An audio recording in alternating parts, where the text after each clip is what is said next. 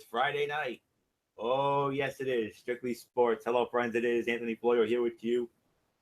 Happy St. Patrick's Day for all you Irish viewers out there.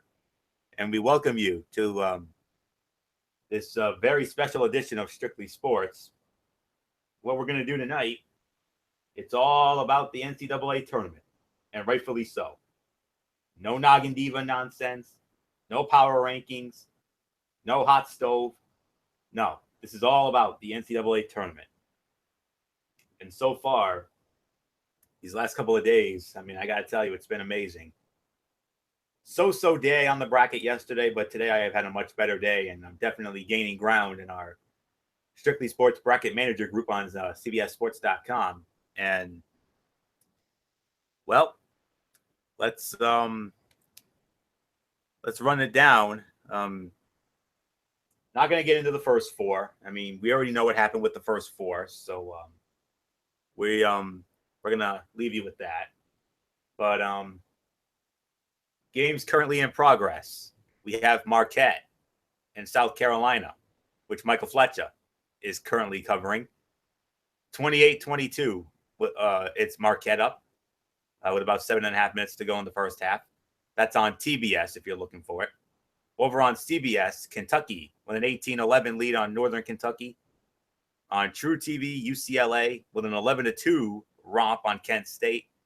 And at the half, Michigan State currently leads Miami, the U, 38-27. Now, scores and finals from earlier today.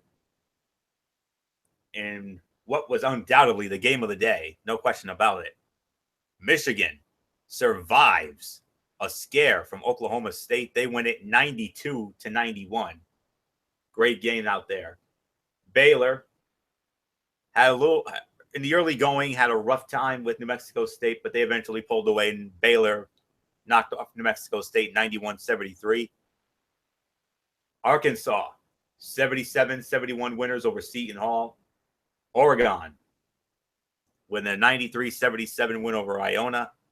Louisville, they knock off Jacksonville State 78-63. Upset of the day, no question about it. USC, they do it again. After they stuck it to our PC Friars on Wednesday night, they stick it to SMU 66-65. SMU was what we in the biz like to call a sexy pick in this tournament to go on a deep run. Yeah, so much for that. North Carolina, easy win over Texas Southern, 103-64.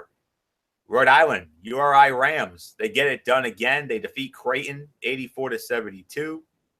They advance. Kansas, easy win over UC Davis, 100-62.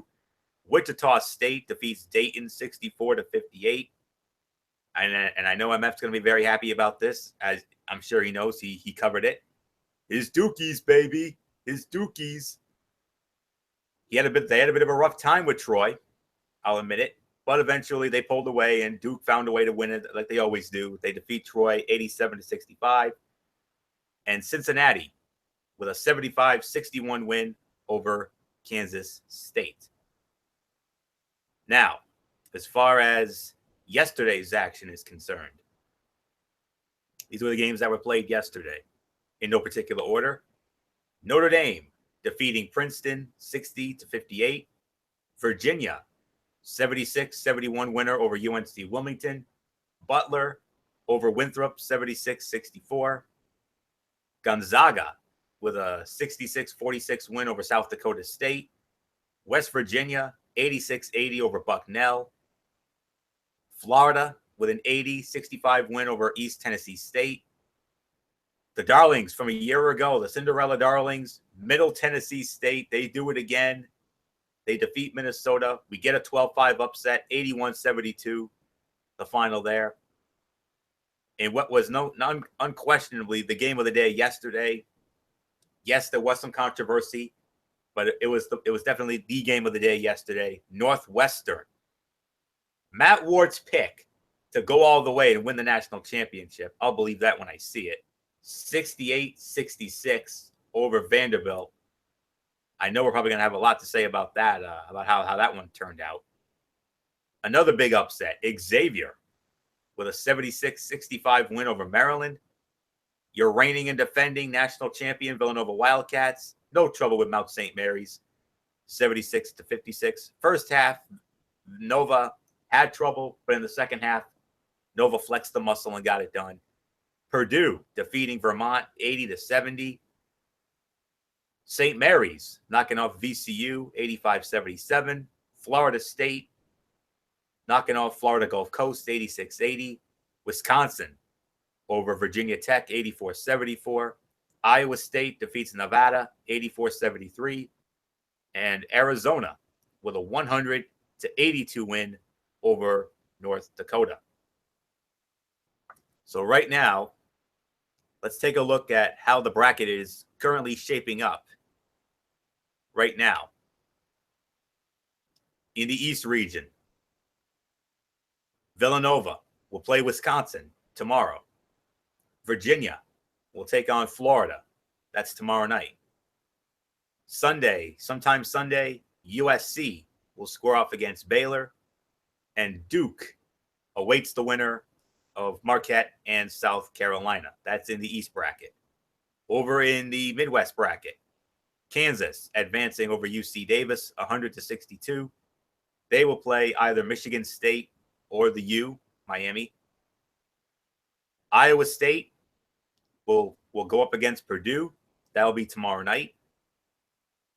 University of Rhode Island, URI, will go up against Oregon. What a game that's going to be. That'll be on Sunday. And also on Sunday in the Midwest bracket, a rematch of the 2013 National Championship game. Michigan gets another shot at Louisville. You remember those two squared off for the national championship in 2013, and it was Louisville who went on to cut down the nets. Over in the South bracket, North Carolina will square off against Arkansas. Middle Tennessee State will square off against Butler. Cincinnati currently awaiting the winner between UCLA and Kent State. Wichita State with a win over Dayton. Wichita State will await the winner of Kentucky and Northern Kentucky. And in the West, Gonzaga will square off against Northwestern. What a game that's going to be. How about this matchup that will kick off the action tomorrow? Notre Dame and West Virginia. Good game there. Xavier will go up against Florida State, and St. Mary's against Arizona. All right. I will admit it. I called a lot of upsets on Sunday night. I'll admit it. And not all of them went my way. A few of them went against me. I'll be honest. I had Winthrop beating Butler. I had Vermont beating Purdue. And I also, those were two of those upsets that went against me. And I think those were the only two real. I know I had some others. And I also had UNC Wilmington defeating Virginia. Those three did not go my way. I did, however, have Middle Tennessee. And as I look at the results from yesterday, I mean, Villanova, that first half, I'll admit it, I was scared. I was nervous. I was like, don't tell me we're going to see history here. As you know, a 16 has never beaten a 1, and this year it has been assured that it will not happen. It will not happen once again this year. All 4 number 1 seeds safely advancing to the next round. It's been done once before, 1998, the women's tournament. Harvard knocked off Stanford. That's the only time a 16 has ever beaten a 1. Maybe, who knows, maybe it'll be the only time it'll ever happen on both sides. But Villanova pulled away. I'm not going to lie, this Wisconsin game, scary. Very scary. Wisconsin, as you all know, Wisconsin, just 2 years ago, they almost won it all. Ask MF, he'll tell you. They gave his Dukies a major run in that championship game 2 years ago. But ultimately, Duke found a way to get it done, and Duke captured another national championship for Coach K and company. They are going to give Villanova all kinds of fits. But I still have faith in Villanova. I picked them to win it all. But I'd be lying to you if I said I was not scared about this game with Wisconsin. So that's going to be one heck of a game, and I'm really looking forward to it. I mean, Villanova did not score for the first 6:06 against Mount St. Mary's. They only led for 46 seconds of the first half, setting the scene for the first 16 seed Cinderella story of March Madness before settling in and playing like the tournament's number 1 overall seed. Can the Wildcats survive another slow start against a Badger team that is tournament tested? Absolutely not. Wisconsin got better as its first round game went along too, but not so dramatically. Badgers held the lead for 35 minutes, but was as slim as 1 point several times in the second half and did not reach double digits until the very end. Bronson Koenig, he hit big shots for the Badgers throughout the game, making a school record 8 threes and finishing with a career-high 28. He's the guy that Nova's going to have to really, really keep an eye out on. Wisconsin, the only team that has advanced to the Sweet 16 in each of the last 3 years. Villanova, a 5.5-point favorite in that game. As far as Notre Dame and West Virginia goes, or I should say Virginia and Florida, rather, as I'm looking at the East bracket right now. I mean, you got Florida's Chris Chiozza, who was already thinking about a looming second round matchup with Virginia. He's got the task of tracking point guard London Parantes, about to come into view with a trip to the Sweet 16 on the line. And Chiozza was quick to turn his attention to his upcoming duty shortly after Florida earned a date with Virginia. Chiozza was part of a Gator backcourt that forced East Tennessee State guard TJ Cromer to work for each of his 19 points during Florida's 80-65 first-round win. But Parantes, he's a different type of player who brings a new set of challenges. And the senior guard finished with a game-high 24, including 19 during a huge second half, and he added 3 assists in a complete effort. Connected on a pair of threes and was accurate when getting to the foul line, making 4 of his 5 tries. And that mindset will be fascinating to watch against the Gators, who can turn Chiozza, Casey Hill, and Kevon Allen loose against Parantes in different situations. Hill and Allen each swiped a pair of steals Thursday, and Chiozza added 1. Overall, Florida scored 20 points off 17 turnovers and added 18 fast break points. So, Parantes and guard Mariel Shayok combined for 47, while turning the ball over only twice against UNC Wilmington. Totals that will be tough to swallow for the Gators if they're going to advance. It means Florida will need its backcourt to once again step up and be disruptive. And a large part of that falls on Chiozza. Florida is a 1.5-point favorite. Another game to look forward to when it comes to as I move forward. And as far as the USC Baylor game is concerned, I mean, that part of the bracket busted for me because I had SMU coming out of that bracket. But with USC, I got to be honest. I think we found our Cinderella story of 2017. I think USC can win this game. I really do. With Benny Boatwright and company going up against Baylor, don't take SC lightly. SC's trying to prove that, hey, we're not just a football school. We can be a basketball school too. So we got to watch. We have to keep an eye out, and that's going to be on Sunday. USC against Baylor in Tulsa. I mean, we saw what SC did against Providence in the first 4 game on Wednesday night. This humongous win today, the upset of the tournament so far, because everybody, I mean, we all believed in SMU. We all thought SMU was going to go on a major run. They were a sexy pick in this tournament. Well, they're gone. So if I had to give a pick as to who I think can win, I'm leaning towards SC. If I'm going to be real honest, I mean, I got nothing more to lose because my pick for that bracket is just got busted. So I have to go with SC. I'm really liking SC right now, and I think SC can be the Cinderella darling of this tournament, no question about it. Like Middle Tennessee was last year, and like Florida Gulf Coast was the year before that. I like Nova over Wisconsin.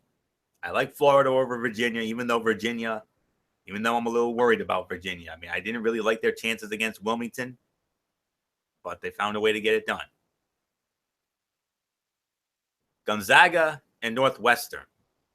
Now, this is going to be a fun matchup here. The original Cinderella darling, Gonzaga. You all remember Gonzaga. We all fell in love with Gonzaga in 1999. They're not that little engine that could anymore. They're now an elite level team. And for Northwestern, thriving in high-pressure situations has turned from a weakness into a strength. And that could come in handy tomorrow night when the 8th-seeded Wildcats challenge the top-seeded Gonzaga Bulldogs in a second-round West Region game. Wildcats became just the 4th team seeded 8th or lower to win in their NCAA tournament debut when they edged Vanderbilt 68-66. Bryant McIntosh clinched the victory with a pair of go-ahead free throws with 14.6 seconds left after the Commodores rallied from a 15-point deficit. Vandy took its first lead of the second half when Riley LaChance drilled a three-pointer to put his team ahead 62-61 with 136 left. Two teams traded baskets until McIntosh scored his free throws. Never at any point did Northwestern wilt under pressure, and it offered a beautiful example to Wildcats coach Chris Collins of how far this group of players has progressed. Northwestern used an efficient offense to prevail in the end. They shot 49.1% from the field and scored 32 points in the paint, which helped them build a 49-34 lead at one point, giving the team a big enough cushion to weather Vandy's rally. Now a much bigger challenge awaits with top-seeded Gonzaga. The Bulldogs won their opening game for the 9th consecutive year, pulling away in the second half to beat 16-seed South Dakota State. For a half, the Jackrabbits had Gonzaga on the ropes. Bulldogs didn't take their first lead until Zach Collins scored a layup 140 before halftime, part of a 7-0 run that gave Gonzaga a 26-22 lead, and the Bulldogs never trailed after halftime. Defense and rebounding helped Gonzaga put away the pesky Jackrabbits.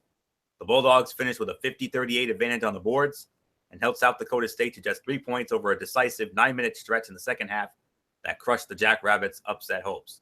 Gonzaga isn't likely to experience the same degree of offensive struggles in the second round. The Bulldogs are a team accustomed to scoring early and often. As long as the defense is there, Gonzaga is confident the offense will always fall into place like it did against South Dakota State. Gonzaga has advanced out of the second round each of the last 2 years since falling to 9 seed Wichita State as a number 1 seed in 2013. Gonzaga, an 11-point favorite. Needless to say, as much as I would love to see Northwestern, go on this Cinderella run, and I know, and it would be great for Matt Ward, and Matt Ward going balls to the wall and being a true homer, he picked Northwestern to go all the way and win the national championship. That ranks up there. Now, I don't mean any disrespect to Matt Ward. I value his opinion, but you're just being a homer, dude. I could have easily had gone with PC to win the whole thing, and if I had done that, I wouldn't even be here right now. I'd be done. I'd be done as a steak dinner, boy. But boy, howdy. Let me just say this. I will be very impressed if I would be the most surprised guy in the whole world if somehow, some way, Northwestern does the unthinkable. But hey, an 8 seed has gone all the way and win it before. Look what Villanova did in '85. And they beat Georgetown, one of the greatest upsets in tournament history. It can be done. I don't think it will be done. It's one of 2 moves in this tournament when it comes to, the bracketology guys out there. In these pools, if you will. I came across a story today, and you are not going to believe what I'm about to tell you all as Michael Bullock joins us. Oh, boy, guys. You're not going to believe this. I know you two didn't hear about this, but I heard about this. Had a little downtime on the job today. And I read in some Yahoo tournament group, a user by the name of Bracket McBracketface committed what we like to call in baseball the golden sombrero. He went 0 for yesterday. 0 for. Yes, he had the balls to pick 16 seeds to upset ones. Bracket McBracketface, do you know what happens when you pick 16 seeds to beat ones? Do you know what happens? Oh, no. Bracket McBracketface, You just made the list. you just made the list. you stupid idiot muttonhead. Now, if that doesn't epitomize the words stupid idiot and muttonhead, I don't know what the hell will. Bracket McBracketface. Good grief. Ugh. I'll send you the link to that story when I find it. I think that's another one for the list of Derek Ferreira, who, oh, by the way, met Jonathan Coachman tonight in Foxwoods. True story. We'll get into that at the end of the show. But back to the business at hand. I mean, but as I move on to the next game I'm looking at, West Virginia against Notre Dame. This is the other game that I'm going to be covering because I'm covering the Buffalo bracket when it comes to the tournament. I already talked about Nova and Wisconsin. This is another game I'm looking forward to here. I mean, West Virginia is a 2.5-point favorite to win this game. And this I got to be honest, it's a sentimental game for me because both of these teams used to be in the Big East. True story. These former Big East rivals will meet in a second round tournament game tomorrow in Buffalo. West Virginia now in the Big 12 and Notre Dame now in the ACC. They both had to grind out first round victories to set up the meeting between the 4 and the 5 in the West bracket. Mountaineers overmatched Bucknell in an 86-80 victory, opened up an early 15-point lead and relied on their size and strength advantages to hold off the Bison's rally. The scoring output was West Virginia's highest in an NCAA tournament game since 1982. 82. I think some local kid named Ralph Sampson was around back then. Heard it was pretty good back in the day. Earning the nickname Press Virginia for their relentless full-court defense, the Mountaineers did not disrupt Bucknell's offense as much as they had hoped to, forced 13 turnovers, below their season average of 20.3, which led the nation. Notre Dame has the lowest turnover rate in the country, 13.8% of possessions, matched the school record for fewest turnovers in a tournament game, 6, and outlasting Princeton, 60-58. Fewest points the Irish have ever scored in a tournament victory. Big man Bonzi Colson overcame a sore ankle to score 18 points and grab 8 rebounds for the Irish, who scored 44 of their points in the paint and on free throws.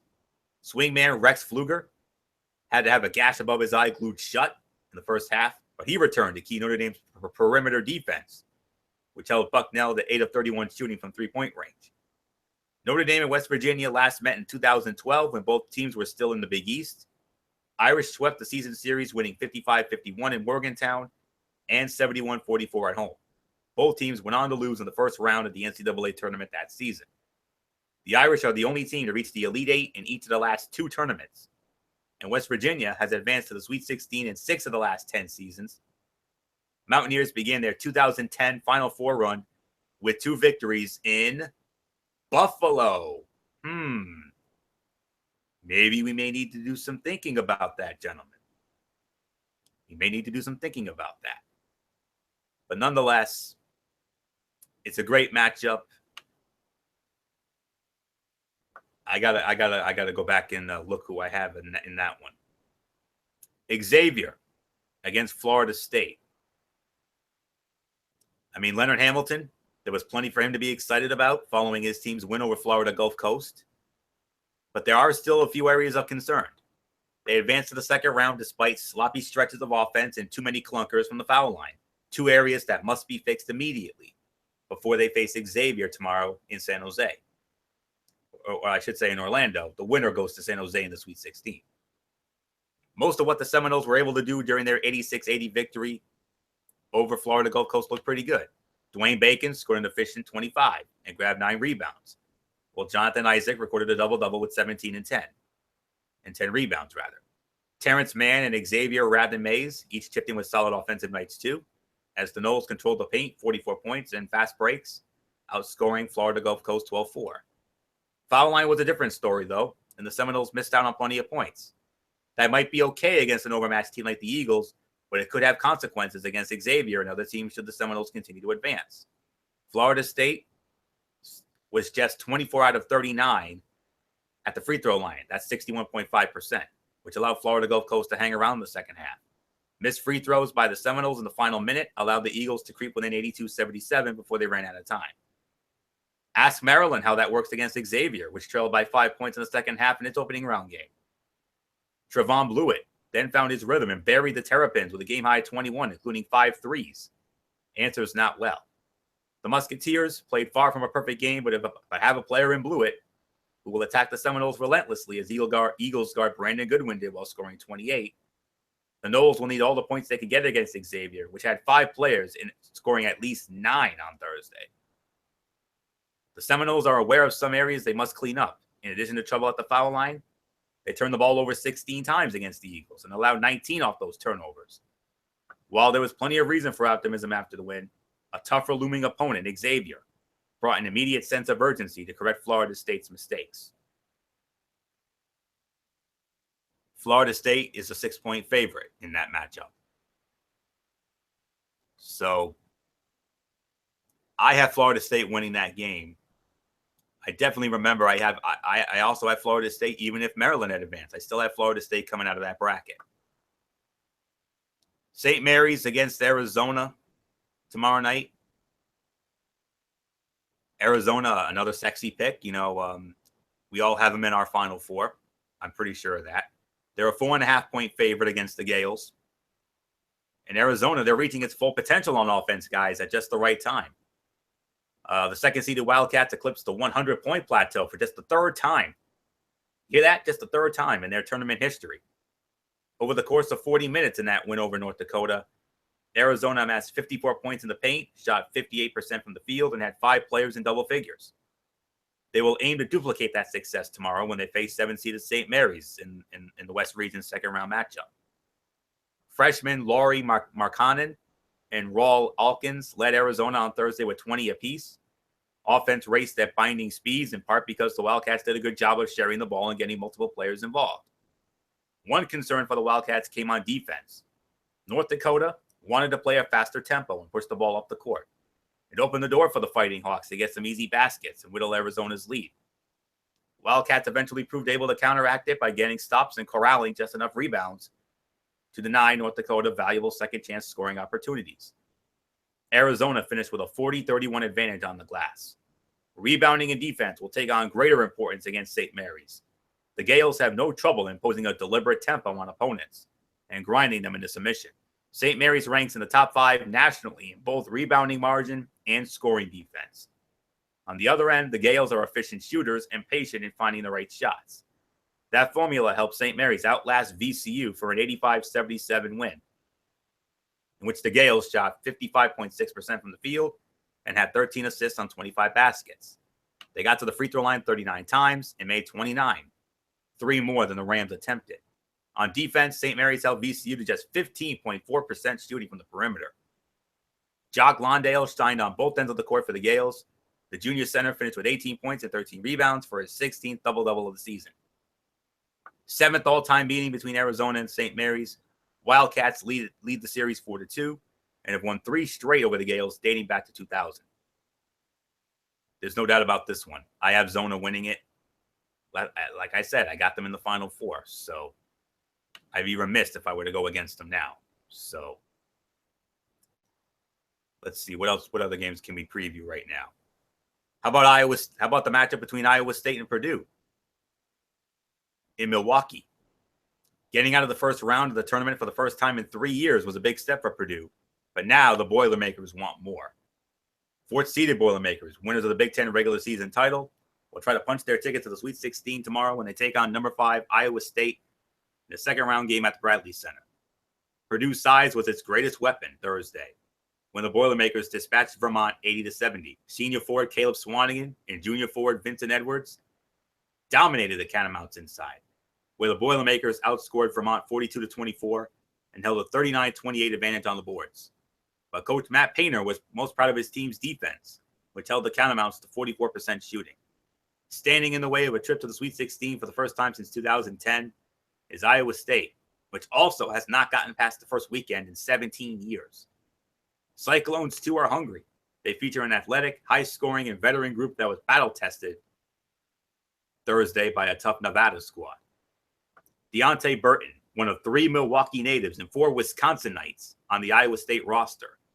With Ames, Iowa, just a 6-hour drive from Milwaukee, the Cyclones were already a popular draw. But with the local flavor added to the mix, the crowd at Bradley Center helped Iowa State feel right at home. And when the Boilermakers punished opponents with size and brute strength, the Cyclones dazzle with speed, athleticism, and the ability to score points in bunches. Monte Morris spearheads the Cyclones' attack, the most outstanding player of the Big 12 tournament. Morris is Iowa State's leader with 16.3 points and 6.1 assists a game. Since February 1st, he's averaging 16.9 points and 6.9 assists, with a 7.6 assist-to-turnover ratio, a category in which he led the nation this season. And Purdue, a 1-point favorite. I believe I actually had this portion of the bracket was actually busted too, because I actually had faith in Vermont. So much for that. But if I had to pick a winner here, it's a tough call, but I would have to go with Iowa State to win. And one more quick preview before I know I'm going on and on here, but what we're doing here is we're previewing these games, and this is the last full preview I can give you right now. And then we'll wait for the results to come in. And I know these guys are chomping at the bits to get into the live commentary. Believe me, I am too. It is the NCAA tournament, so there must be an underdog. But while 12-seed, and we're going to talk about Middle Tennessee and Butler. But while 12-seeded Middle Tennessee fits the textbook definition, don't see themselves as anything less than one of the best teams in the country. And they will try to get the rest of the country to recognize that Saturday when they take on 4th-seeded Butler in a second-round South Region matchup at the Bradley Center in Milwaukee. And with a short turnaround time, the Blue Raiders' plan of attack is pretty simple. They just got to come out in the paint like they are capable of doing and not just trying to play somebody else's game. Can't just run up and down the floor. They got to play their game. And protecting the ball is a key to the Blue Raiders' success. It paid off again in the first round as they committed just 8 turnovers while assisting on 19 of 28 baskets and 81-72 upset over 5th-seeded Minnesota. But while Middle Tennessee's offense was clicking in the first round, Davis, their head coach Kermit Davis, does not expect a lot of offensive records to be broken against the Bulldogs. Butler is coming of its best regular season in program history and is trying to get back to the Final Four for the first time since 2011. Bulldogs made easy work of Winthrop in the first round, winning 76-64. Butler shot 49% while going 20 of 30 from the free throw line. Butler will also need to keep the ball moving against Middle Tennessee. Since making back-to-back trips to the Final Four in 2010 and 11, the Bulldogs have failed to get past the tournament's first weekend. They were bounced in the first round last year by Virginia. Winning in March has become an expectation for Butler fans, but head coach Chris Holtmann says his team embraces the challenge. And Butler, a 4-point favorite. It didn't matter if it was Butler. It didn't matter if it was Winthrop. I got Middle Tennessee winning this game. We know what this team is capable of. We saw it last year. They upset Michigan State. That now becomes one of the greatest upsets in tournament history. So right now, let's update and let's see what currently is going on in the scoreboard right now. And Michigan State flexing their muscle. They lead 68-47 on Miami. They're going to be moving on with about 7 minutes to go there. MF, you got an exciting game going on with Marquette and South Carolina. And if it keeps up, I think we might get to do some live commentary. And of course, MF is the voice of the NCAA tournament after all. Kentucky, 38-24 halftime lead over Northern Kentucky. UCLA in a bit of a dogfight with Kent State. They lead 47-39. And all the other action has already gone finals. So All right. So I know that was a lot to take in. I do apologize for that, but you know, I want to make sure you guys have the best coverage because this is one of our biggest times of the year, the NCAA tournament. And we go all out to give you fans, the best information to not only help you fill out your brackets, but to also just enjoy an all around wonderful product. So MF, let's bring you on in. I mean, I know you've been busy today covering the games because you're covering, as we all know, you're covering the Greenville bracket. Easy for me to say, but Duke and Carolina, they flexed their muscle as expected. Yep.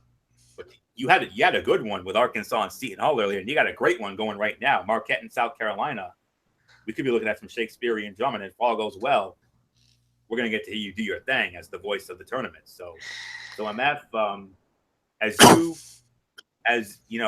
you look at yesterday's action, today's action, I mean, what stood out to you so far? I really think what really stood out to me in certain points was the 16s, especially St. Mary's. Give a lot of credit to them and give a lot of credit to South Dakota State for really pushing Gonzaga and Villanova really to the brink. I mean, I don't think a lot of people really expected that to really happen, but it did. So give a lot of props to Virginia for knocking off UNC Wilmington. A lot of people thought that was going to be the 12-5 upset. I did not. I had Virginia winning that game, and they actually proved to be correct. So, I mean, that was an unbelievable performance by them. And then the game of the day, Northwestern and Vanderbilt. Man, what a game that was. Escaping with a huge win. And the thing is the way the game ended, I cannot figure out. Has anybody ever seen a more weirder sequence than what happened there? Vanderbilt gets the shot, they score, it's a tie game, and inexplicably he fouls them. And the thing was, it was a tie game. There was about 15 seconds left, and a foul. And even the Vanderbilt player went and said, "You know what? I made a humongous mistake. I didn't realize that we were tied. I thought we were trailing." Experience. I really wanna, guy on the list because because what he did is gonna be forever. Like they're gonna this guy is gonna be ripped to shreds forever for a mistake like that. I mean, think about all the big bonehead moments in an NCAA tournament. I think, remember the 1982 final? Brown inexplicably throws it to James Worthy, thinking that he was his teammate, and he wasn't. Went to the wrong thing. Or Chris Webber, 1993 NCAA final, the timeout heard around the world. So, I mean, one of those horrible moments. We have great NCAA moments. Unfortunately, this is one of those bad moments in NCAA history. So, really the status quo, or the name of the game was, especially in day one, was very minimal upsets. A lot of chalk went through. So, and even today, Kansas and North Carolina both looked amazing, especially Carolina. They did it. They did the same thing. They were not messing around with the fact that people were wondering, were they worthy of the number one seed going in because of what happened at the ACC tournament after they got dumped out by Duke? A lot of people were like, do they really deserve it? Well, they deserve to be a number one seed. And not only that, they got me thinking really hard about my bracket. That South bracket, I'm starting to reconsider UCLA, and I'm thinking North Carolina could go all the way, really run the table, and make it to the final, and make it to the Final Four. So I don't know, right now, I am reconsidering a lot of things. Hopefully, if Carolina makes it to that second game where they're going to be playing for the right to play for the tournament, if they get there to the regionals, then we could start mixing and matching and messing around with our brackets again. And that's a rule that we've done in this bracket manager. We're not allowed to change the bracket until the weekend is over. Now,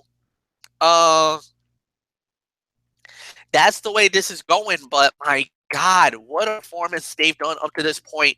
So, I mean, and then as far as Duke goes, Duke, a lot of people have them as the number 3 pick to win the national championship. Carolina's number 2. A lot of people think Villanova will repeat. I don't think Villanova will repeat. If they play like they played early in that first half against Wisconsin, I'm sorry, guys. I smell an upset, and I think Wisconsin will knock out Villanova, which will be horrific news for Anthony Florio, because if Villanova goes out, he's out. His tournament is done. He's DOA. Bracket busted. So, but I do got Villanova going through. Virginia and Florida. This one's going back and forth, but I'm gonna go with Florida. I just think they're the better team here. When it comes to USC and Baylor, I'm sorry, Anthony, I disagree. I'm going with Baylor. I just think they're really good. All of a sudden, guys, I just want to give you a quick update just now. South Carolina has exploded. They've jumped out to an 8-point lead now. They just called a timeout. Marquette just called a timeout on court. So if this holds, it's going to be South Carolina versus Duke in that next round. I think Duke will go through no matter what. For in the West region right now, I got Gonzaga beating Northwestern. I got Notre Dame knocking off West Virginia in what I think is going to be probably the game of the day. Xavier versus Florida State. I got Florida State. And Arizona, they look good, man. I love Arizona. I love what they're bringing to the table. They're going up against St. Mary's. I got, right now, I do have Arizona going through in that game. Years, basically right now, Kansas easy win. Right now, Michigan State, man, now I know the 8-9s are normally 50-50 matchups. You never know how that's gonna go. But did anybody think that Michigan State was gonna put a whooping on Miami the way they're doing right now? Holy cow! What's the score right now? It is basically let me see. Oh, these are hold on. Okay, I need to refresh this page because this is wrong.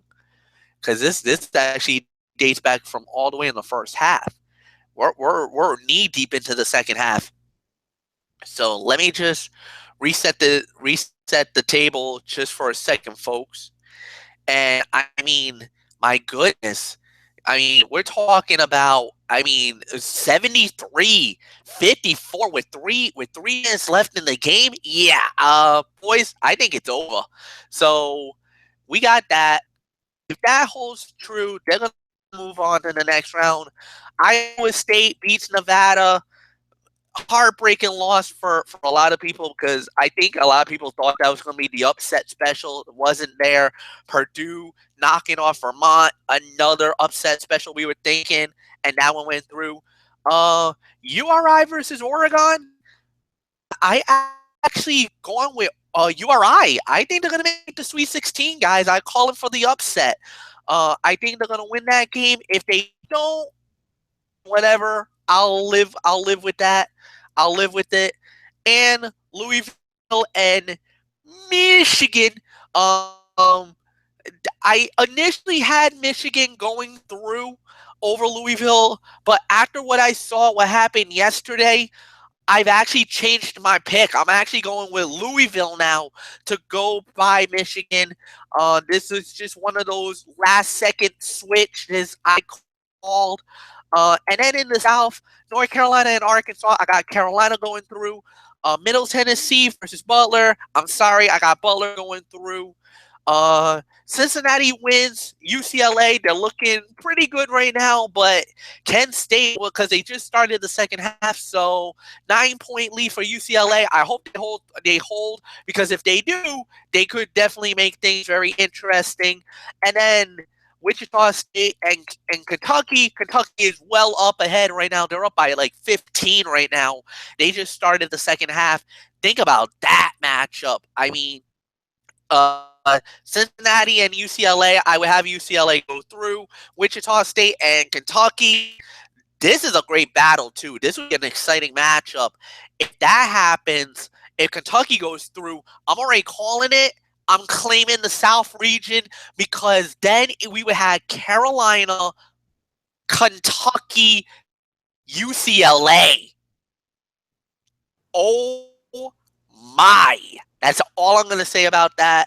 Well, I'm gonna keep you guys posted. I'm gonna keep a close eye on the South Carolina Marquette.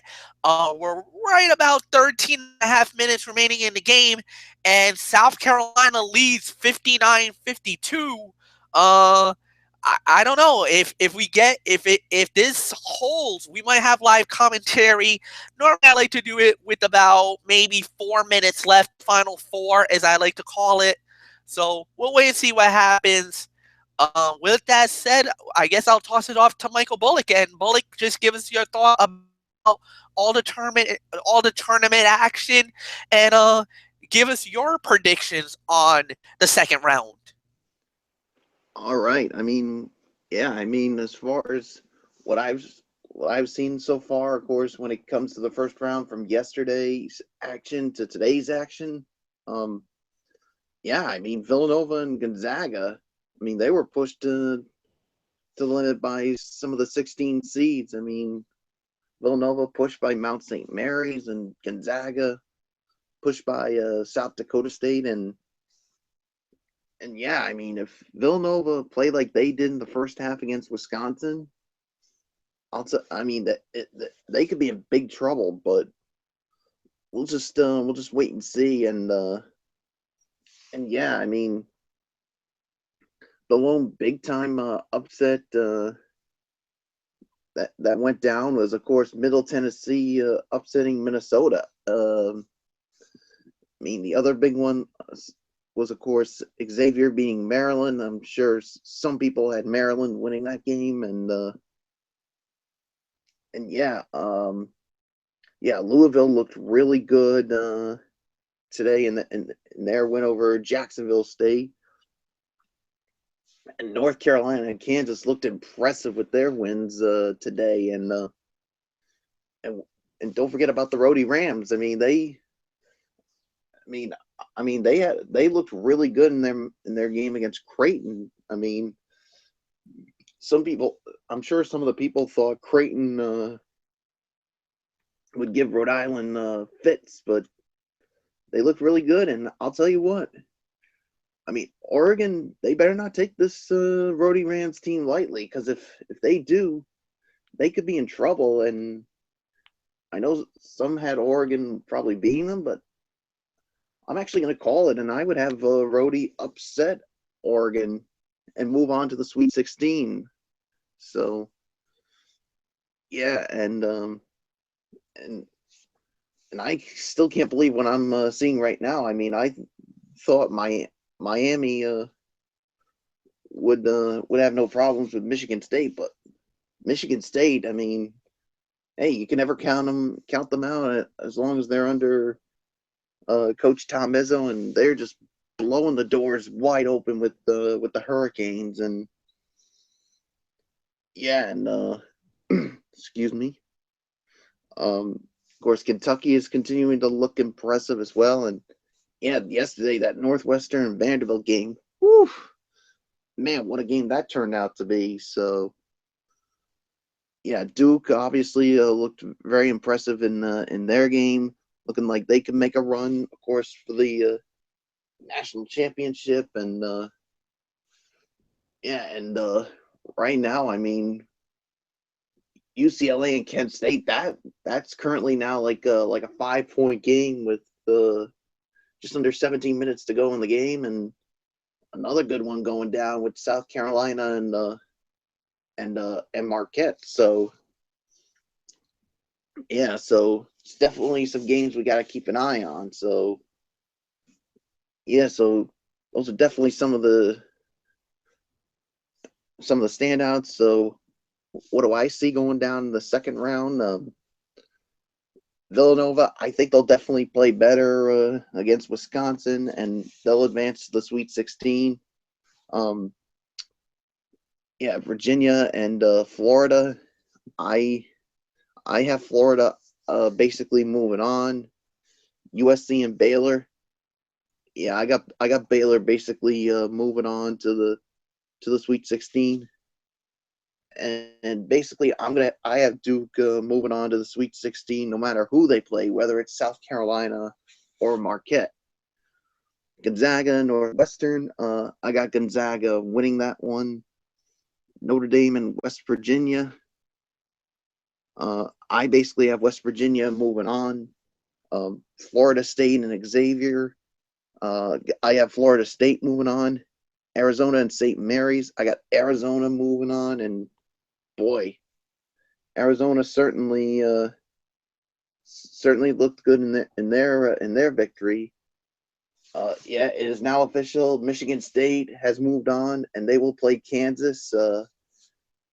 But either way, I got Kansas moving on to the Sweet 16. Purdue and Iowa State. I have Purdue moving on. The Rhody Rams and Oregon. I'm actually going to call it. I'm going to call for the upset. I think Rhody's going to move on to the Sweet 16. Michigan and Louisville. I got Louisville basically moving on, especially after the way they look today. North Carolina and Arkansas. I got North Carolina moving on. Middle Tennessee and Butler. Ooh, that's a tough one, but I'm going to call it. I'm going with Middle Tennessee to move on to the Sweet 16. Cincinnati, and I eventually have them facing UCLA, and if that's the case, I got UCLA winning. Wichita State, and obviously it's going to be Kentucky. I got Kentucky moving on. So yeah, those are my thoughts from the first round and predictions for the second round. So Florio, I don't know what else to say except let's just move on. Yeah.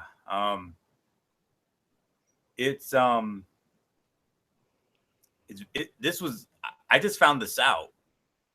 And when URI went up against Creighton today, we had former URI teammates coaching against each other. URI assistant coach Antonio Reynolds Dean was he went up against his former teammate Preston Murphy. Preston Murphy is an assistant under Greg McDermott at Creighton, while Antonio Reynolds Dean is an assistant under Dan Hurley. So very interesting to say the very least. So and did you see who was in the crowd today? Lamar Odom. Mm-hmm. Yes, Lamar Odom cheering his Rhody Rams on. Yeah, and that was the last time the Rhody Rams were in the NCAA tournament. Yes, indeed. And who could ever forget that year in 1998 where they made that run to the Elite Eight? And I think this team is echoing that team. Honestly, I mean, I think that team's got that's why I said Oregon better not take this team lightly, because if they do, they're going to be in trouble. And remember, Oregon is without their star player, Chris Boucher. So that's a major factor right there. Oh, yeah. So like Michael Bullock just said, Michigan State flexing their muscle against Miami, 78-58, 20-point win for the Spartans. And it sets up a matchup that is also on Michael Fletcher's Mount Rushmore. And I know it's a game that MF would have been dying to work. Michigan State and Kansas. That's a Michael Fletcher game right there. Let me tell you. But you know, it'll be interesting to see what goes down this weekend. So as it stands right now, Kentucky looking good against Northern Kentucky. That game currently, I believe, it's in a TV timeout. Yes, it is. Yeah, with under 16 minutes to go in the game. Yeah, 15:44 to go. 44-29, Kentucky leading Northern Kentucky. So it's looking like Kentucky's done. It's definitely going to advance. But right now, we got two games that have potential for Shakespearean drama here. South Carolina leading well, actually, it's now 68-63. South Carolina halfway through, 10 minutes to go in the game. And UCLA only leading by 7 over Kent State. Yes. So So if Kent State holds in, we could have our first true upset of the tournament. Yeah, but it's as it stands right now, it's only Middle Tennessee over Minnesota. Yeah, definitely. Because right now it looks like basically with everything going on, Kentucky well on their way. I mean, they're about a 15-point spread right now. 44-29. They're looking really good. UCLA, I don't know, guys. I mean, maybe do you try to?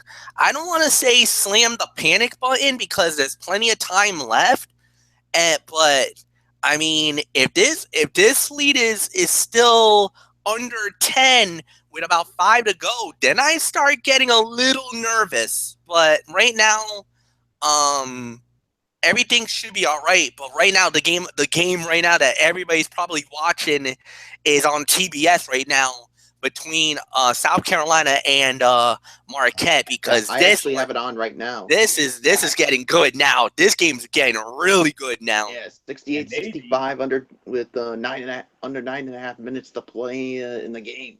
I think if it, like I said, if this holds the way it does, if we get down to that final media timeout, which is the under 4, if this score does hold, we might be doing we might be doing live commentary, folks. So yeah. I mean, that's the rule that I would do. If it's under 4 and it's still close enough, then we just might have to jump on this. Oh yeah, no doubt about it. And who knows, kids? Maybe if we're good enough, maybe if we're really good, maybe just maybe we could have on this show tonight another chapter to the greatest legacy in sports broadcasting today. That is the Screaming Michael Fletcher legacy.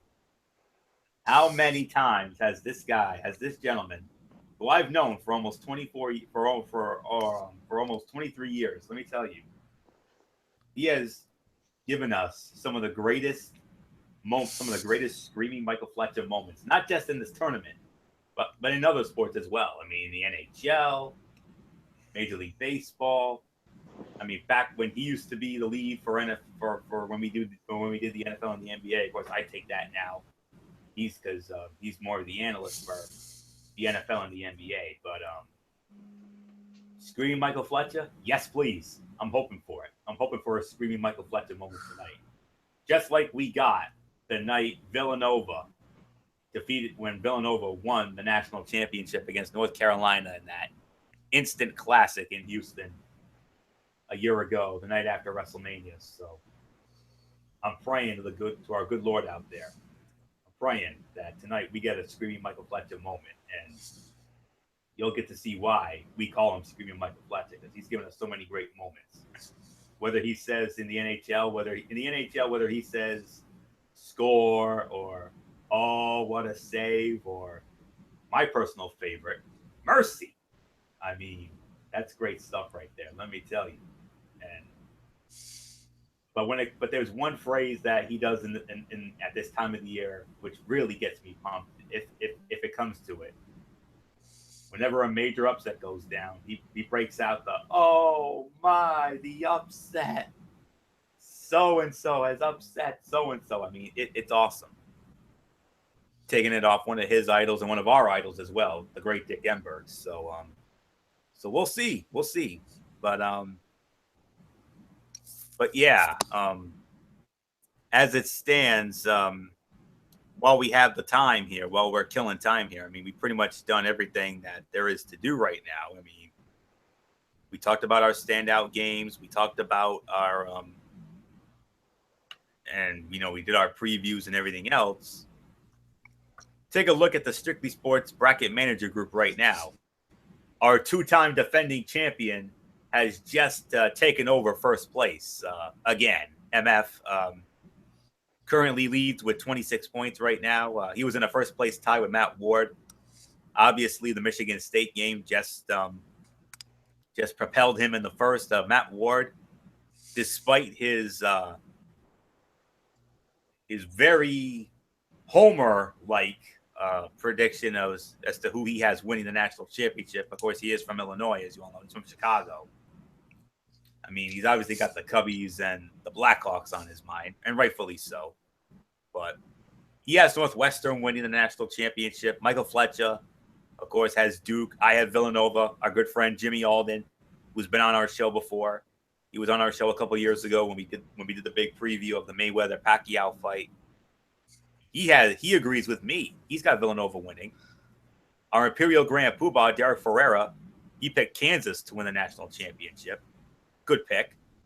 Now, Michael Bullock, I have to question you here. When we did our selection show the other night, you picked UCLA to win the national championship. And now, out of the corner of my eye, I now see you have Duke. You want to explain yourself here while we have the time?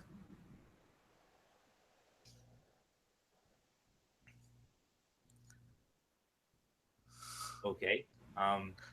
But nonetheless, Michael Bullock agrees with Michael Fletcher. I mean, both of you guys are going with Duke to win it all. Jimmy Alden and I both have Villanova. Derek has Kansas, and Matt Ward, being the homer that he is, went with Northwestern. I'll be real honest with you, Anthony. I'm starting to waver a little bit with that pick because after what I saw North Carolina do tonight, there's a chance I might actually swap hats here, go from Duke to Carolina, even though I want Duke to win it all. Of course. But Carolina looked so good today. They really got me thinking it could be Carolina's. It could be Carolina's year. You don't know. And because from what I saw from day one, yes, I didn't see anything amazing out of, like I said, certain teams really impressed me. Other teams, not so much. And Carolina might be one of those teams that, like I said, it's a good thing we got that where we could swap our picks out.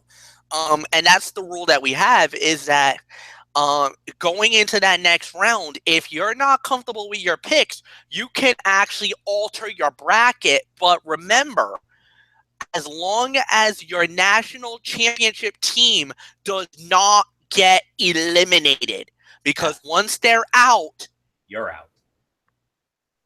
Your bracket's busted. Yeah. Yep. And yeah, I know that feeling, boy. I'll tell you. But oh yeah, going down.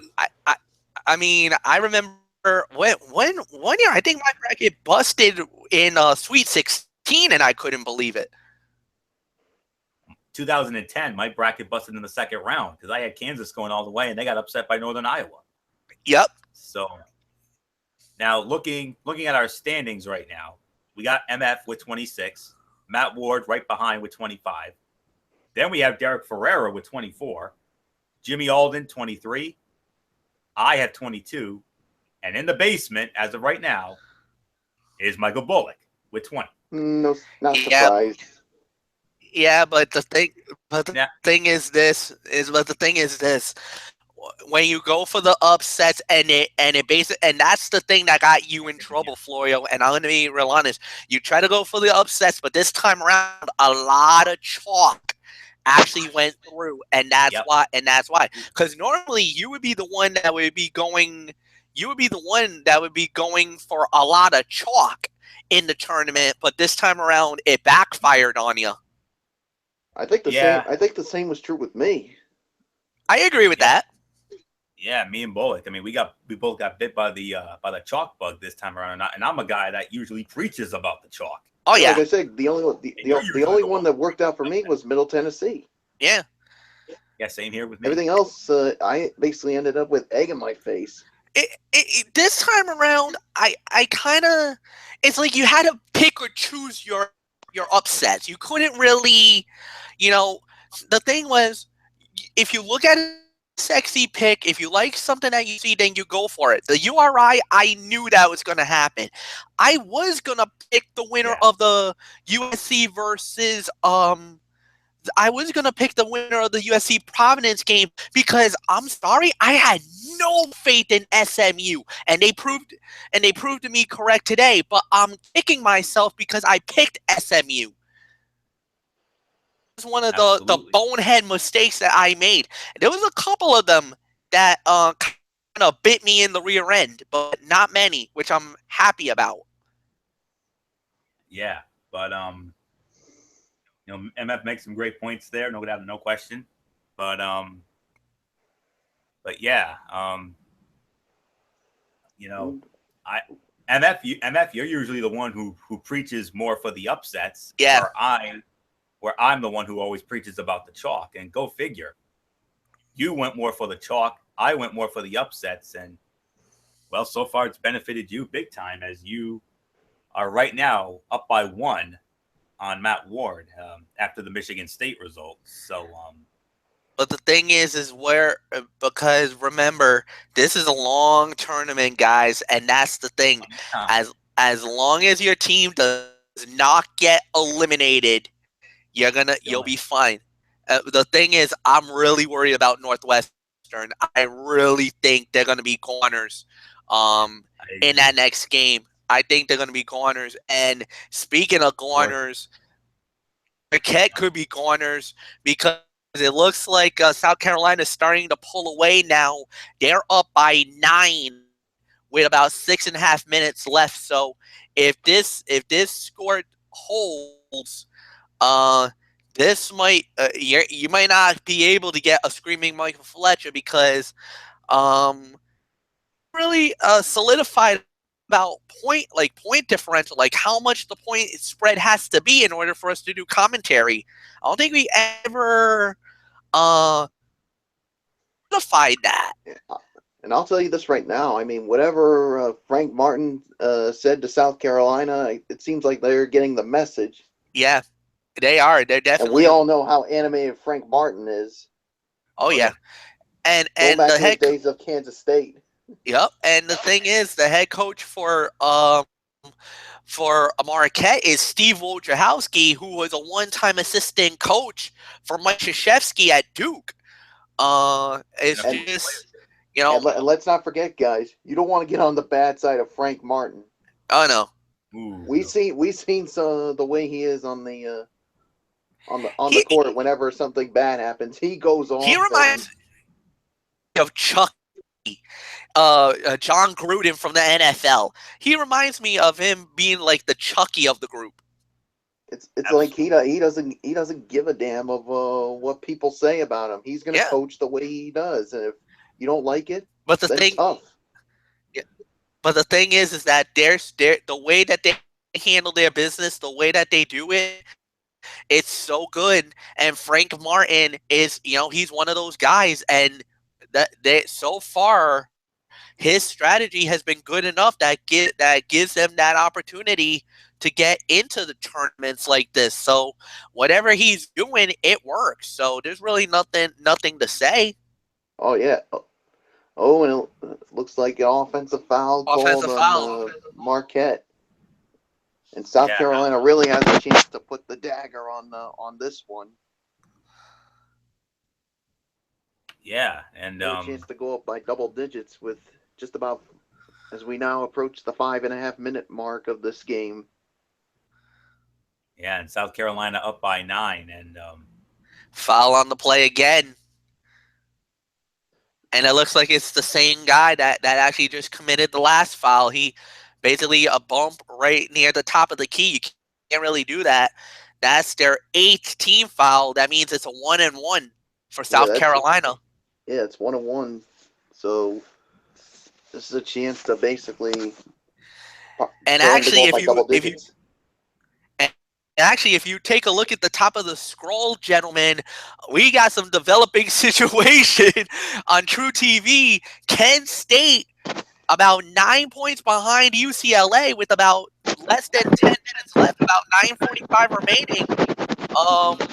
We're just gonna monitor it. We're not gonna switch out just yet because right now TBS has got the more compelling matchup. But I'll tell you right now, if Kent State could make a run here and UCLA really just went up 11.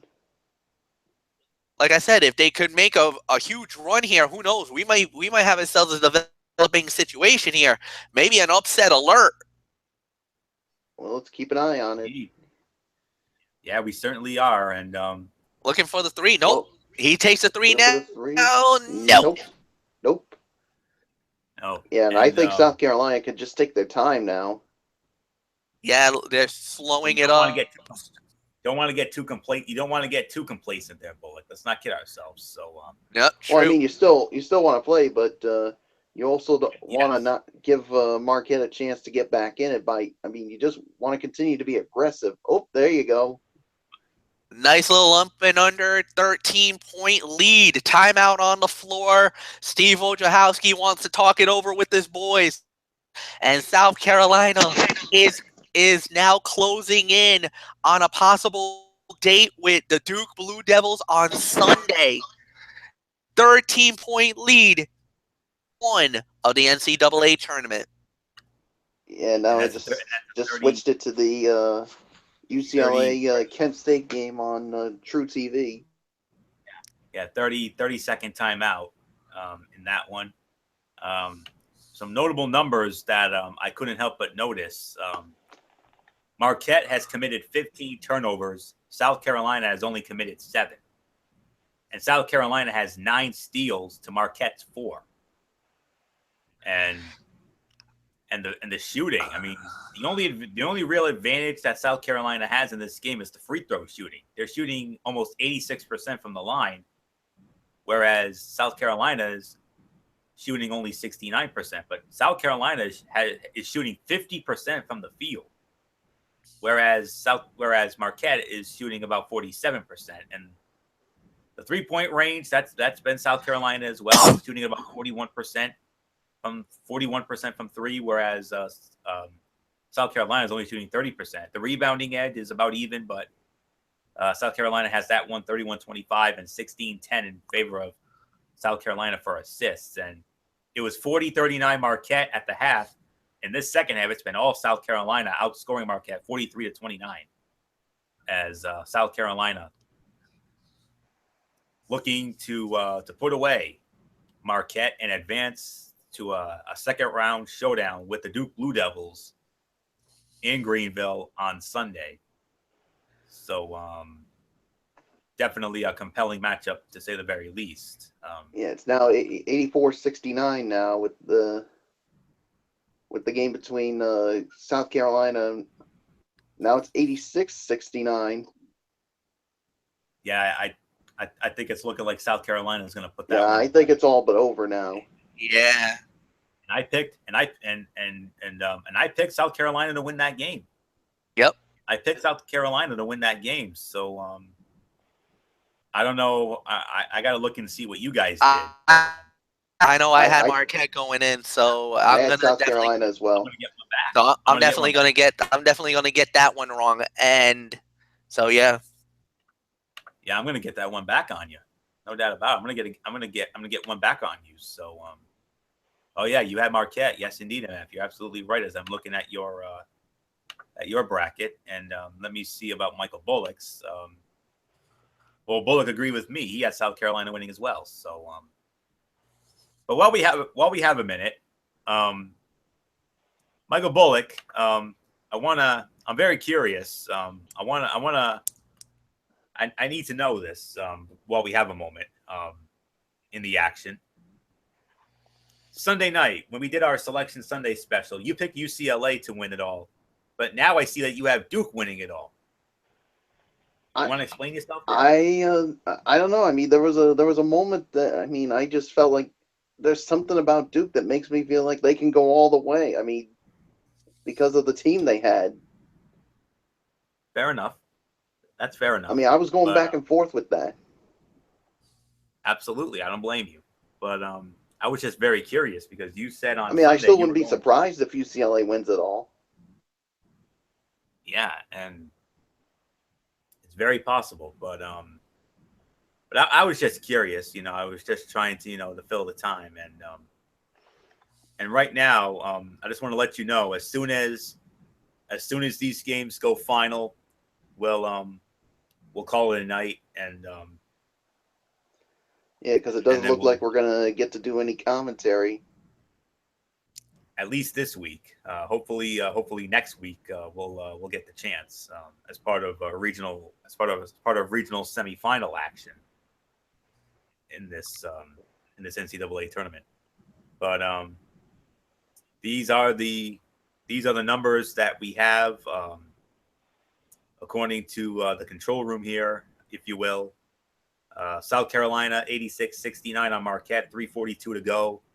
In that one, Kentucky 63-45 on Northern Kentucky, 8:05 to go there. UCLA 76-66 on Kent State, 7:31 to go. And these are the only games in progress. All the other games for today have gone final. And yeah, so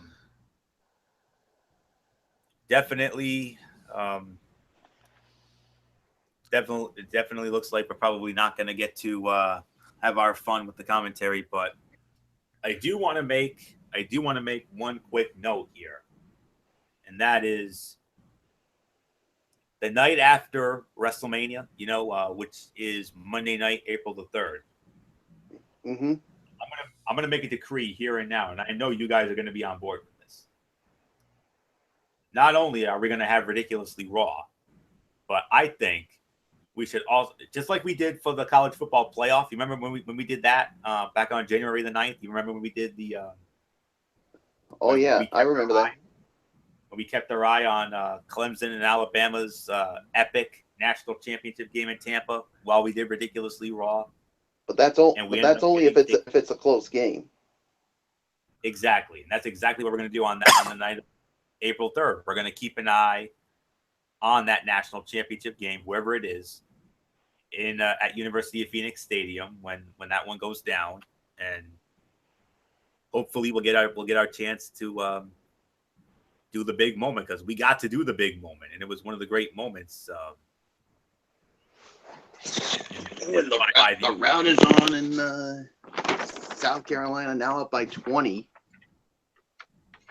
Yep, 89-69, and a tale of two halves. I mean, Marquette, like I said, led 40-39 at the end of the first half. But in this second half, it has been all South Carolina outscoring Marquette. Get this, guys, 50-29.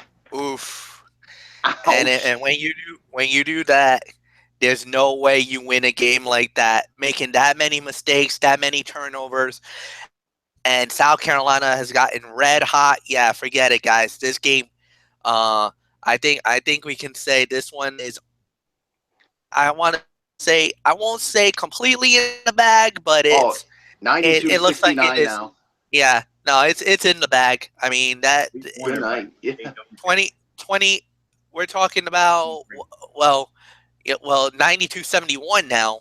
But the thing is, you only got about 2 minutes left.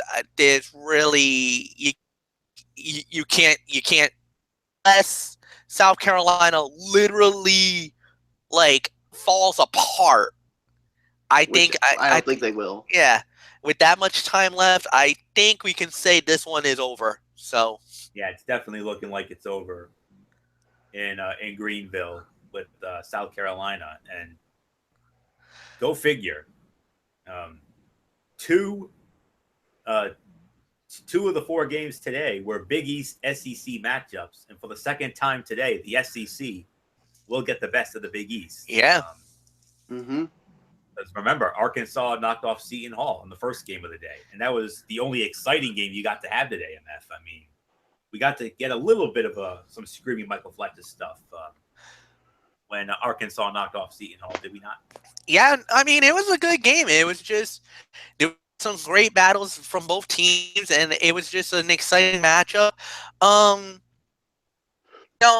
Unlike the first day where there was a lot of close games, but I really think once we got towards the end of the day, certain teams really established themselves. Like I said, North Carolina 103-64. I mean, Rhode Island, huge win for them. And now it looks like UCLA is starting to pull away. They've gone on a 9-0 run, 83-66 now with 5 minutes left in the game. Unless Kent State can make a big run, which I really don't know. I mean, well, they got one back, so it's now 83-68. But I think we can say that one's almost in the bag. I'm not going to say it's completely in the bag because you never know in NCAA basketball, especially with the tournament. Anything can happen. But right now, UCLA just looks like they're playing really good. I mean, there's really nothing else to say. Actually, there is MF. When it comes to UCLA, can you say 61% from the field? Wow. Woo. 61%. Holy moly. 61% from the field. And I got to give credit to both teams here because both teams have really taken good care of the ball tonight. Both teams have combined to commit only 11 turnovers together. Yeah, it's time to get Penn those State, starters out. Penn State has only committed 5, make it 6 turnovers now. Both teams have committed only 6 turnovers tonight. That's amazing. Amazing. But don't you think that this is a little bit of an unfair if you're playing because look, UCLA is literally playing in their own state. I mean, they're playing in Sacramento. Don't you? I'm sorry. NCAA committee. I mean, I didn't really have that much of a gripe, or I didn't make any big stink about the committee during our selection special. But it's a 20-point game now. Can I say maybe shenanigans? I don't know. I don't think I go that far. There's certain requirements that certain teams can't go to certain areas because they can't have 2 of the same from the same conference or some nonsense like that. I don't know. I remember seeing that on. Okay, well, there's one thing about geographical reasoning, and then there's there's like the alignment when it comes to you can only have a certain amount of teams and certain amount of teams from the same conference and in the same bracket. Yeah, I get all of that.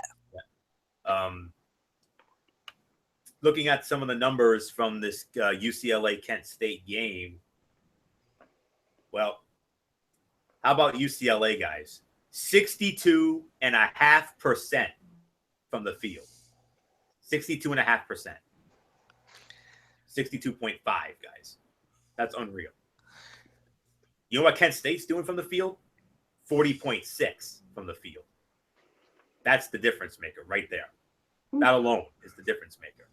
When you're shooting 62, when one team is shooting 62.5% from the field and the other team shooting almost 41% from the field, the 62.5% team is going to win.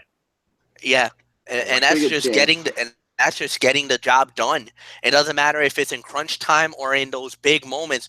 When you got those type of opportunities and you win those type of games, that's remarkable, man. There's nothing bad to say about it. That's just great performance, And when you get the job done like that, there's really nothing more to say. I mean, that's Yeah. When you do those type of performances, that's the margin of error. That's the difference between winning a game and moving on and getting knocked out of the tournament. And when you get those type of nights, when you get when you're on the hot hand, when you're forget it, forget. Here's some other interesting notes here. LA is shooting 50% from three. That's amazing. DLA way more assists. They have 23 assists, whereas Kent State only has 9. So read into that what you will. So 2 games left in progress. So another game, the Marquette South Carolina game has just gone final. South Carolina defeats Marquette 93-73. So they advance into the next round. South Carolina will square off against Duke on Sunday. So that's gonna be a good test for Duke. I mean, especially with Duke, you have such amazing players like Emil Jefferson. You got Grayson basically off the bench now, and that's really given a spark to Duke. But what is Frank Martin gonna do? And that's basically handle all those guys from Duke, because I'll give credit where credit's due. The men from Troy really tested Duke early in that game, but Duke just overwhelmed them. The 3-point shooting, everything about that. Duke is a good free throw shooting team. They're a good 3-point shooting team. How is really shut them down in that game to move on? Because if you can take them off the 3-point line, which is not going to be easy, do that, who knows how that can turn out. So definitely a major test for Frank Martin and for South Carolina today. Sindarius Thornwell leading the Gamecocks, 29 points and 11 rebounds in the win tonight. A couple of key things to take away from that one. South Carolina shot 53% from the field. Very high indeed. Turnover battle. South Carolina as a team only committed 8 turnovers. Marquette committed 17. 11 steals. 11 of those were steals. South Carolina 11 steals. Marquette only 4. So that's what's going to happen there. Thornwell, the big night for South Carolina, 29 points with 11 rebounds. A double-double for him as South Carolina flexes their muscle and advances into the next round. That big showdown with Duke on Sunday should be very interesting, to say the very least. Okay. Almost done here. 2 more games left in progress. Kentucky with a 67-55 lead on Northern Kentucky, 3:53 to go in that game. That's in a TV timeout. De'Aaron Fox leading the way for Kentucky with 19 points, but give it up for Edris Adebayo, 15 rebounds. He's got a double-double, 15 rebounds to go with 11 points. And key things to take away from this game, I don't really see. I mean, the rebounding edge was about even. Good ball handling here, but I think the ultimate difference maker was the block shots. Kentucky with 7 blocks, whereas Northern Kentucky only has 3. But Kentucky looking good, and it looks like they're going to be on their way to a showdown with Wichita State. And remember, Kentucky beat Wichita State back in the 2014 tournament. You remember in 2014, Wichita State was the number 1 seed, and Kentucky upset them in the second round, busting a lot of brackets, but not this time. So let's take a look here. And UCLA, 94-73 with about 2 minutes to go in that one. Jimmy Hall of Kent State just committed a foul here. He just fouled out. That's his 5th foul. Yeah, he's out. And it's also spoiling a great effort from Jimmy Hall. Yeah, he was the big player tonight. 20 points and 15 rebounds, wasting a phenomenal effort from that young man. Mm-hmm. And also Jalen Walker, he also had 20 points to go with 6 rebounds. I mean, the rebounding edge, very close, but UCLA by 1, 31-30 there. 24-9, the assist count. But the real number here, the percentages from the field. 63.2% now for UCLA to only 42.4% for Kent State. And I know somewhere Dolph Ziggler is probably losing his mind right now because Dolph Ziggler is a former alumnus of Kent State and, was very successful with their wrestling program way back when. And actually, this weekend is the NCAA wrestling tournament that's actually going to be at the Scott Trade Center in St. Louis, Missouri. Yes. Last night was the semifinals. Tomorrow night is the championship matches. So, it's gonna be a big weekend. And then we got the women's tournament that just tipped off today as well. And all roads for that one leads to the American Airlines Arena in Dallas, Texas for the women's Final Four, which is actually on also WrestleMania weekend. And actually, the championship game has been slated for the night of WrestleMania. Yeah. Absolutely. And timeout on this was a brief timeout. This is basically just bring out all the starters, bring in your reserves.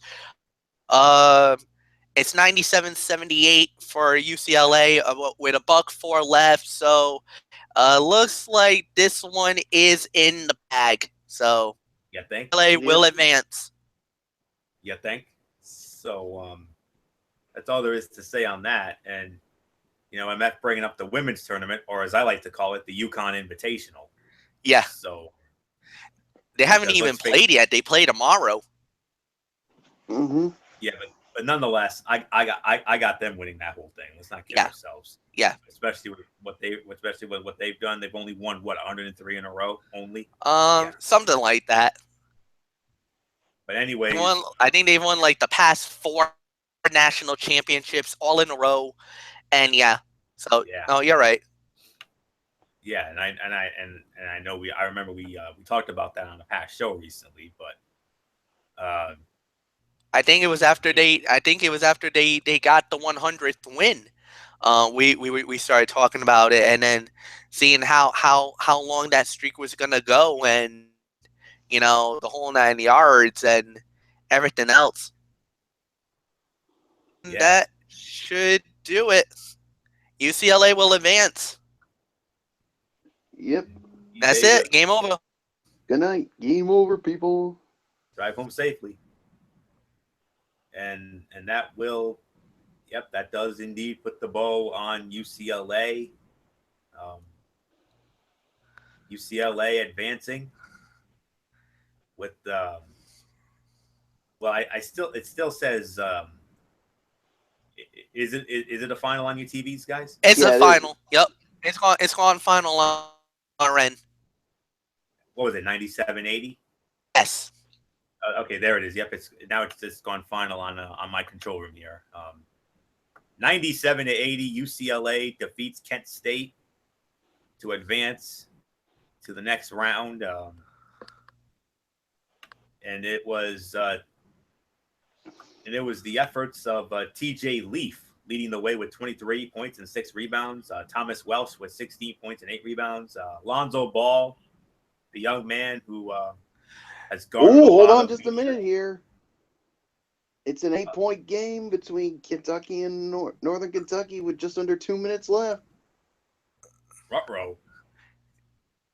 Lonzo Ball, 15 points, 4 rebounds, 3 assists, but for UCLA, 62.7% from the field. Oh, yeah, that's going to get it done. No doubt about it. So, So UCLA, they move on, and they will square off against Cincinnati on Sunday. What a game that's going to be! Cincinnati against UCLA, especially after what Cincinnati did against Kansas State tonight. So, one game left. We got one game left on our before we call it a night here on our in our control room here. But before we dive into that, let's set the table for tomorrow. 8 games on the docket tomorrow.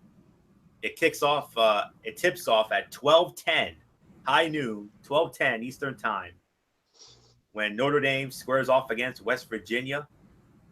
And then at 2:40, it will be Wisconsin squaring off against Villanova. So both of the games in Buffalo will take center stage, and of course I'll be covering those games very, very closely because I'm covering the Buffalo bracket, as you know. And boy, I got blessed with 2 incredible matchups. Look at the games I get to cover it on. 2 good games. Yeah, very good Notre games. Notre Dame, West Virginia, Wisconsin, and Villanova. Oof, my lord. And MF, you got a couple of good ones on Sunday with Arkansas and North Carolina, and now South Carolina against Duke. But getting back to setting the table for tomorrow, Notre Dame, West Virginia, 12:10, Wisconsin, Villanova, approximately 2:40, and then at 5:15 tomorrow, that's the game with Northwestern against Gonzaga. 6:10, it'll be the Xavier Florida State game. 7:10, Middle Tennessee squaring off against Butler. 7:45 tip-off for St. Mary's in Arizona. Approximately 8:40 tip-off for Virginia and Florida. And then closing out the night with an approximate 9:40 tip-off, Iowa State and Purdue. So that all goes down tomorrow. And getting back to the business at hand as far as tonight is concerned, one game left on our docket here. Kentucky 72 to 62. Now 74-62 with just about a minute to go. So that one looks like with 1 minute left. Yep. Oh, a 3-point. Nice 3-pointer. 74-65, and we got a timeout on the floor with 54.8 seconds left.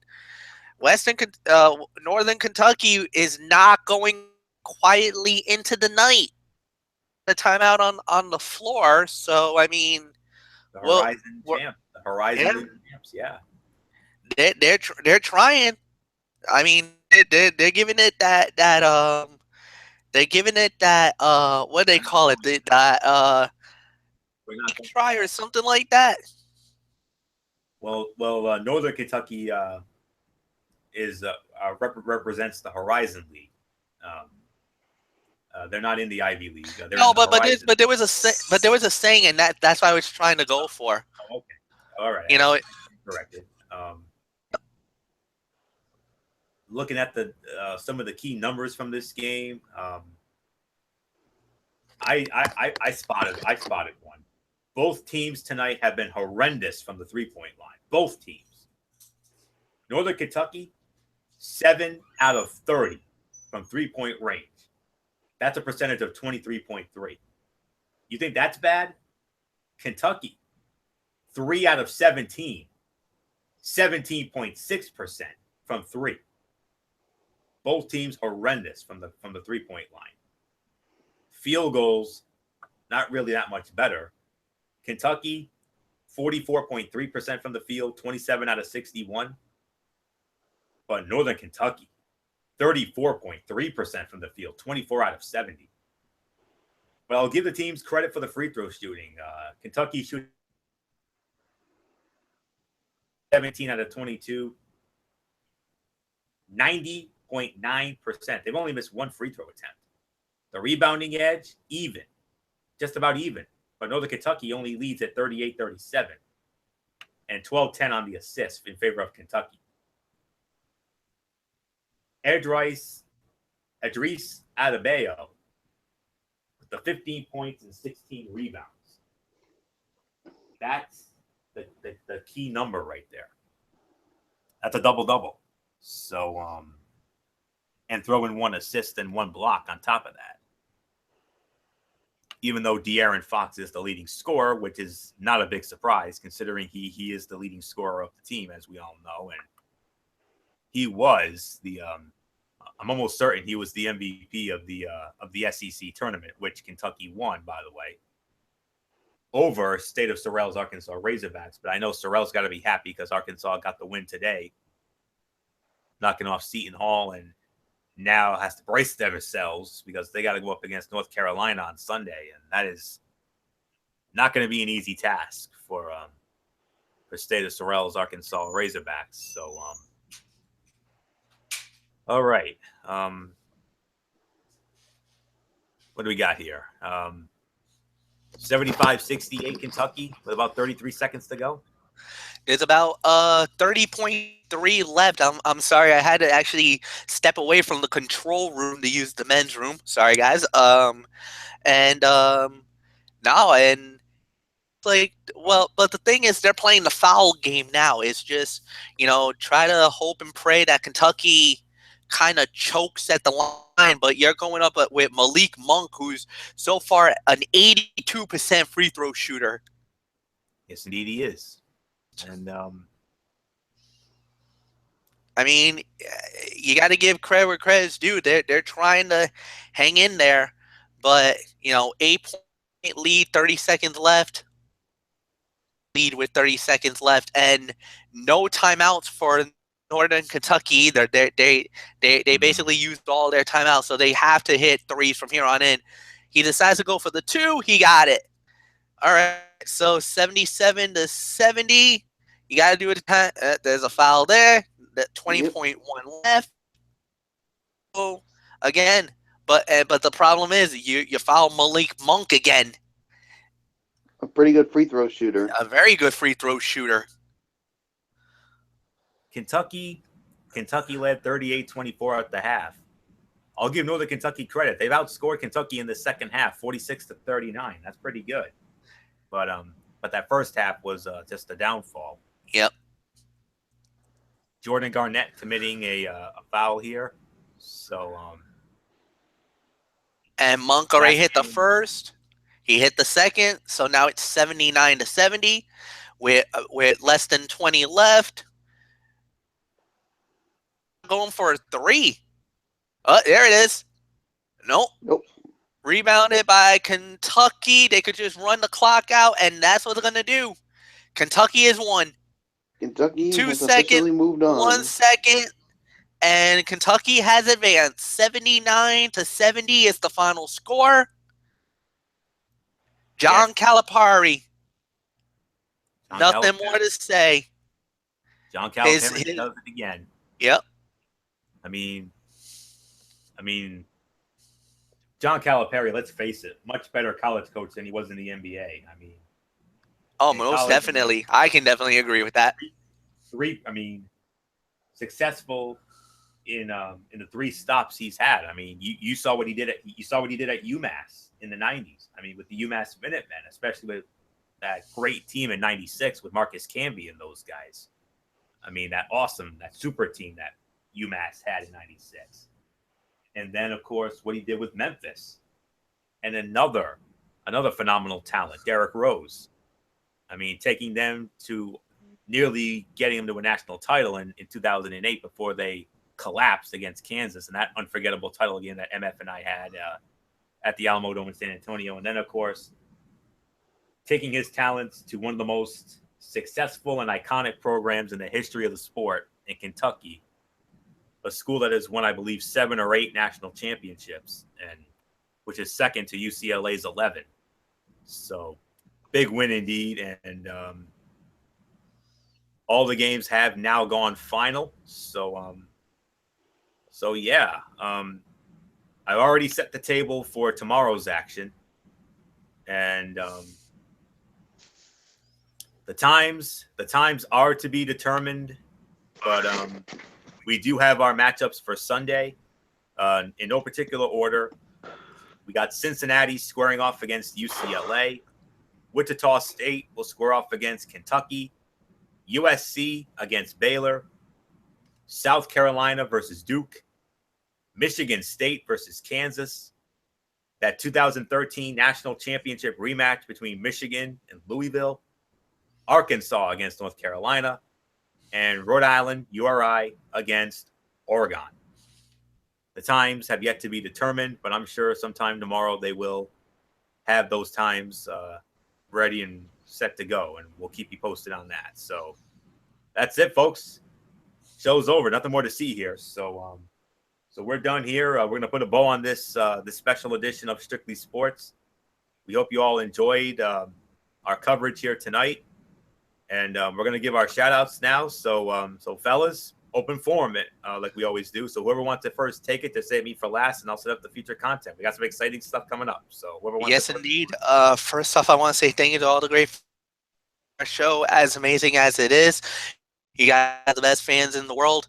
To the super fans, you guys know who you guys are. To the 2184 crew, to my friends in the junior high and high school days, I love you guys so much.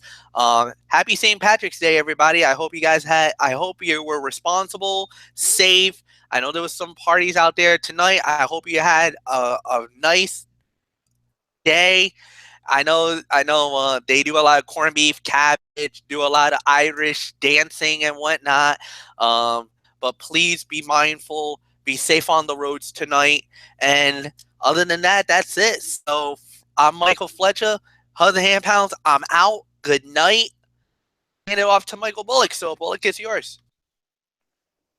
Yes, of course, a special shout out to all of our tremendous fans and viewers who continue to watch our shows, whether it's this, of course, Ridiculously Raw, or the Cerebral Smack Talk. It doesn't matter. We appreciate it. We thank you all so very much for tuning in. And of course, hopefully you all enjoyed your St. Patrick's Day and that you were safe out there and enjoying the green beer or the corned beef and cabbage.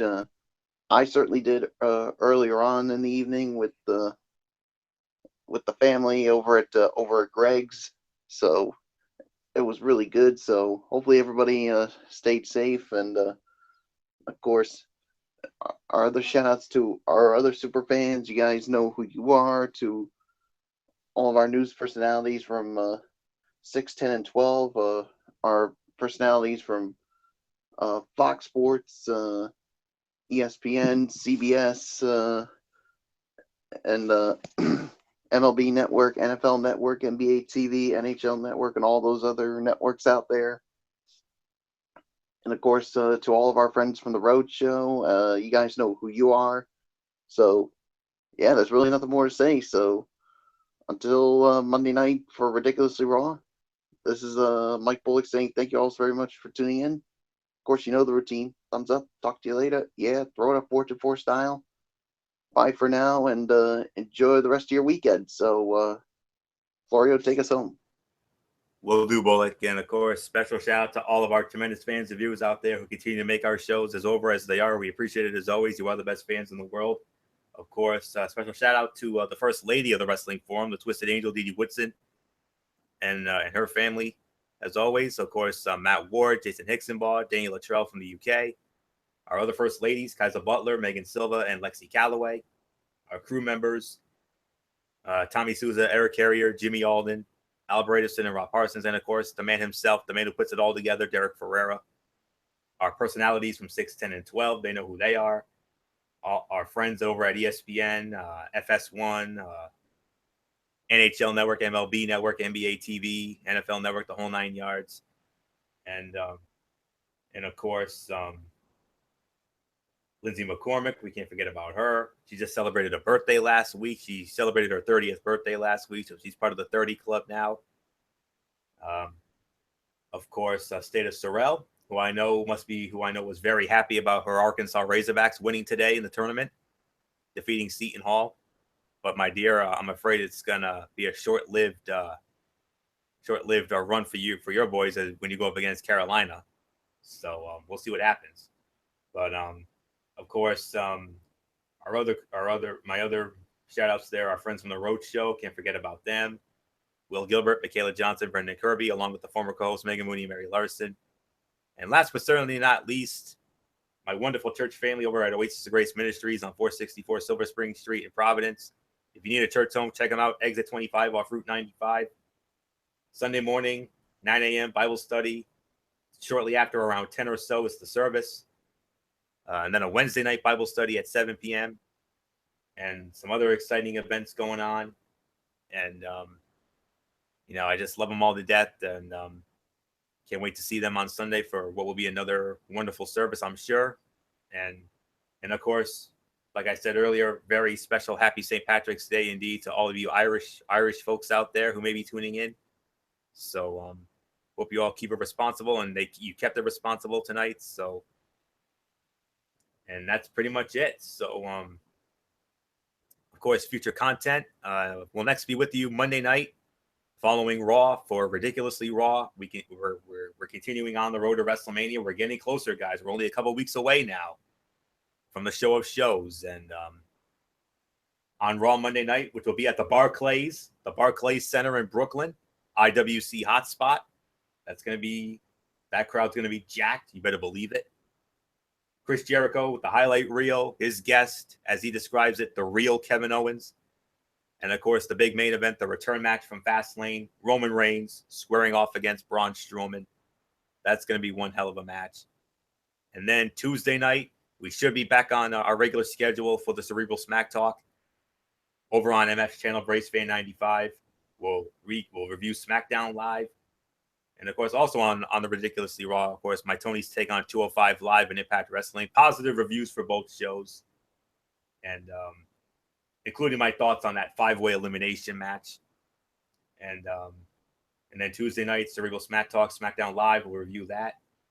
And then MF, maybe we'll have a Mikey's Mindset on some things. And then next Friday night, Strictly Sports. I'm sure we'll have the power rankings back up. We'll probably have some more tournament coverage. And I'm sure we'll probably get it back into NFL hot stove and the whole 9 yards. So that's it. So that'll do it for this. So until Monday night for Ridiculously Raw, it's Anthony Florio here for good old MF Michael Fletcher. And from Michael Bullock, and of course, in spirit, as always, Derek Ferreira and Edie Woodson. You know the routine, everybody. Thumbs up. Talk to you later. Yeah, throw it up Fortune Force style. Bye for now, my friends. God bless. Be good to each other. Have a blessed weekend. And and enjoy all of the continuing action in the NCAA tournament. And until Monday night for Ridiculously Raw, you've been watching Strictly Sports right here on the Tone 25 on YouTube.com. For now, Anthony Florio. So long.